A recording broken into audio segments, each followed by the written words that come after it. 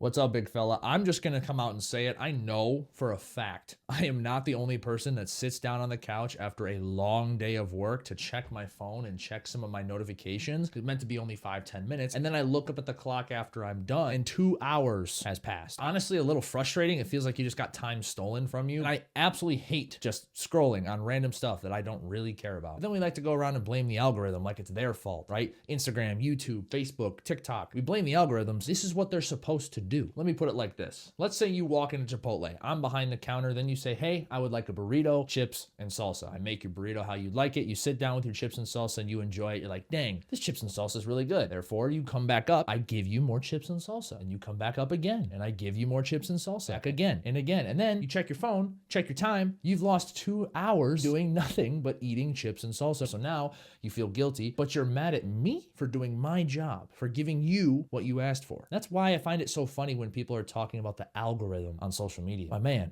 the algorithm is you. You are your algorithm. The algorithm isn't the problem. The algorithm spitting out stuff that you don't like that wastes your time isn't the algorithm's fault. It's yours. All right, big fella, today we're gonna talk about the algorithm, how it kind of sucks you into a giant echo chamber of just pain and suffering if you're not careful, and how to avoid that doom and gloom, that doom scrolling. And to kind of further explain this behavior first, I'm gonna talk about what I did wrong and how I caught myself doing it, because I am no better than the rest of us. I have absolutely been caught scrolling on this freaking device for way too long, getting nothing done. So let me tell you the story of how I overcame this short form video addiction that a lot of us are falling into.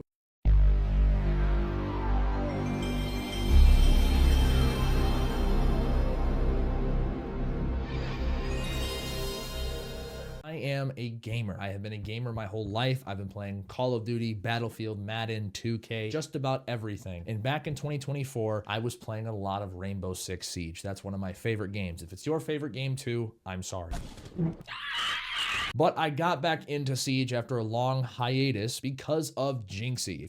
Oh my god, Jynxzi! Jynxzi, what was that? If you haven't heard of Jynxzi yet, he is a 23-year-old streamer out of Florida who made content about Rainbow Six and only Rainbow Six for years.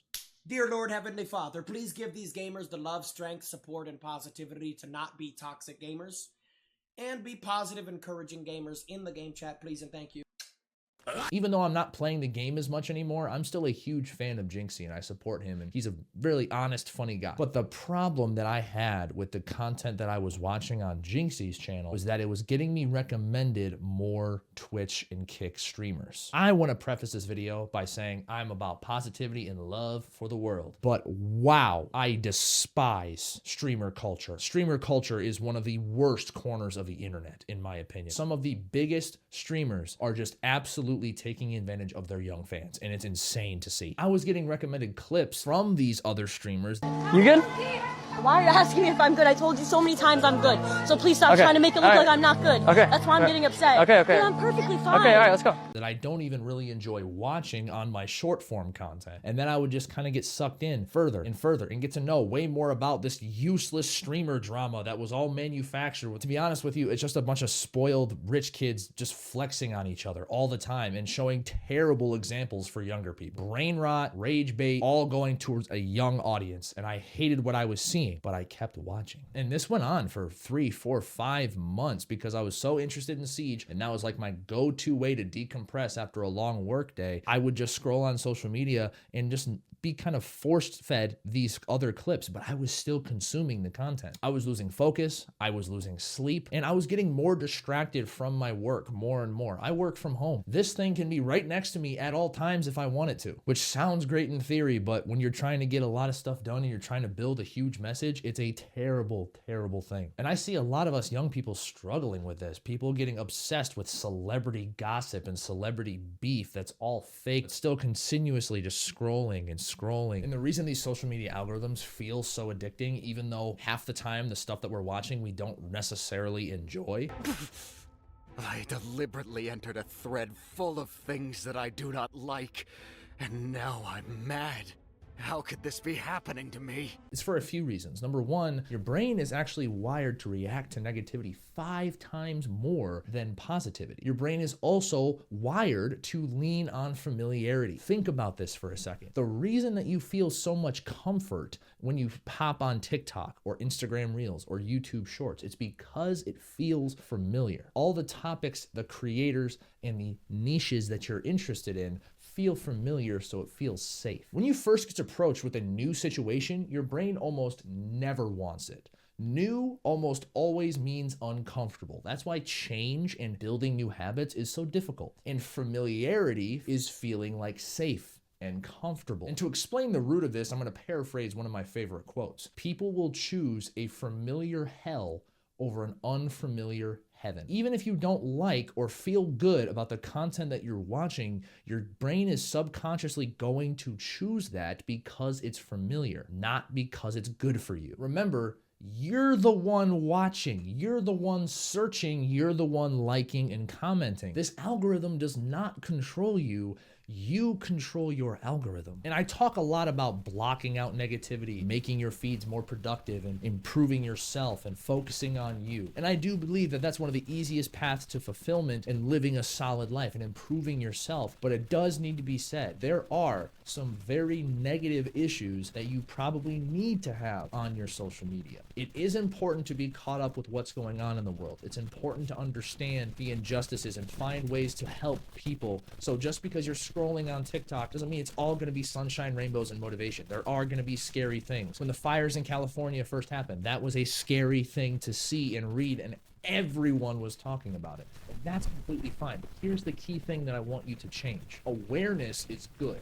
Learning about the situation is good, but sitting there and learning and consuming about the same situation and just hearing different opinions all the time is not good for you. Stop it. This awareness means absolutely nothing without action. If it's a problem that you feel like you want to change, cut yourself off on the amount that you consume on it every day. There is a false sense of productivity when you're concerned about a topic, but are you actually going out there and changing it? If you're concerned about a certain group or event happening, are you going out there and joining groups, signing petitions, creating movements, or are you just reposting something you saw on your fucking Instagram story? Awareness is good, but too much awareness and not enough action is the problem that a lot of us are facing right now. That's talking about more of the heavy subjects too, but this is also just, there's a lot of content on the internet that's not productive for you to be consuming at all. The P word, not productive. People gambling and drinking their lives away, not productive. People scamming people and playing huge pranks on people, not productive. These are designed to get you to click because it's out there, it's outrageous, it's clickbaity. And yeah, there's nothing wrong with consuming innocent fun and pranks and everything like that. I have no issue with that whatsoever. But you should be upset by the amount of time that you are wasting on these apps. Use it as a fun way to decompress. But if you're mad at your algorithm or you feel worse when you get off of these apps, they're because of what you're consuming. Most of you feel pretty freaking terrible after you're done scrolling, or you feel like the time just passed and you just kind of existed there the whole time.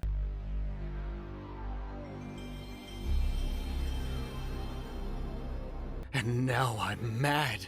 How could this be happening to me? That is the equivalent of going to the same restaurant every day, paying for 2 hours worth of your time for food that you don't like to eat. Why the hell would you continuously do that? It's because you're stuck and you're just passing time. Stop letting time pass. The time is gonna pass anyway. Wouldn't you rather do something productive with it? And this is the biggest realization that I made. I was done just using it as a distraction. When I pick up my phone, I want it to be productive, things that help me and help my message and my impact on the world. It doesn't have to be that heroic or woo-woo either.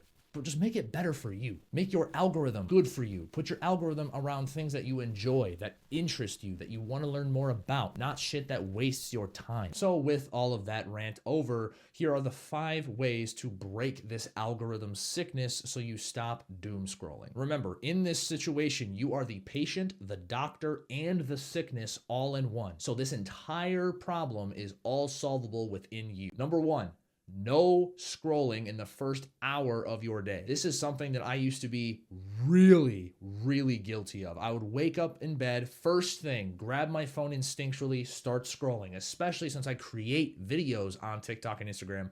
I want to see what people are saying. And by doing that, I was letting my phone dictate how my day was starting. I was letting what the social media algorithm and the notifications I was getting on my phone dictate my happiness for the morning. I stopped doing that. I feel calmer. I have a slower morning. I enjoy my coffee. My coffee tastes better. I get to do better work. I'm way more productive. Number 2, delete one of your doom scrolling apps. They're all the same. Unless you're a creator and you need it for your business and your livelihood, you don't need 3 of them. If I wasn't a creator, if social media wasn't my primary way to get my message out there, I wouldn't have them on my phone, point blank, period. The only one I'd probably keep is YouTube, just because I love watching long YouTube videos. I don't really love shorts. I love YouTube. But if I wanted shorts, I could watch shorts there. But there would be no reason for me to have an Instagram or a TikTok. You don't need all of them. Number 3, set screen time limits. If you have an iPhone, you do this by going to settings, clicking the screen time app, click app limits, select the apps that you want to limit, and then choose 30 minutes a day. I think 30 minutes is plenty.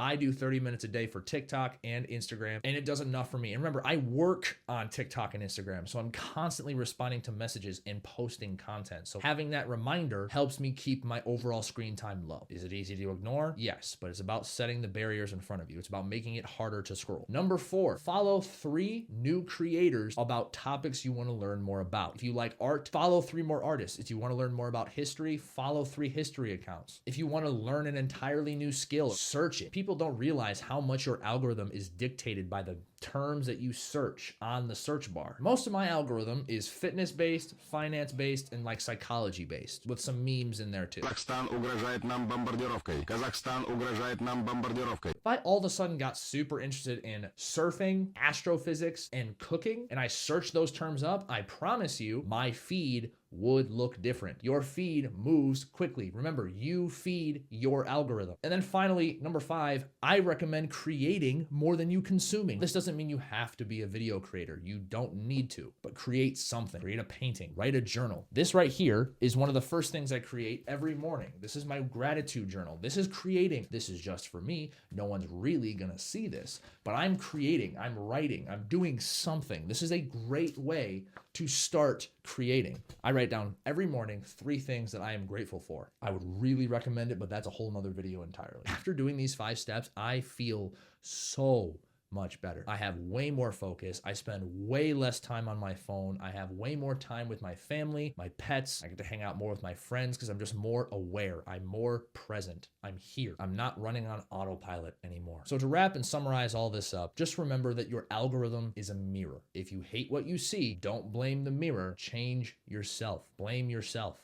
Change yourself for the better. If you want to hear more of my thoughts on this, I do have more posts about this on Substack and on Instagram. I'll put all the links in the description. That way you can see a lot of this stuff early and get more free game more frequently. Also, I just want to say a big thank you to all the reception lately. YouTube numbers are up, Instagram numbers are up. I have people flooding my DMs now. I am so grateful for this big fella movement and how well you guys are receiving it. So thank you so much. We are truly only getting started. I have a ton of resources in the description. Take care of yourself. I love you. Keep it simple, big fella.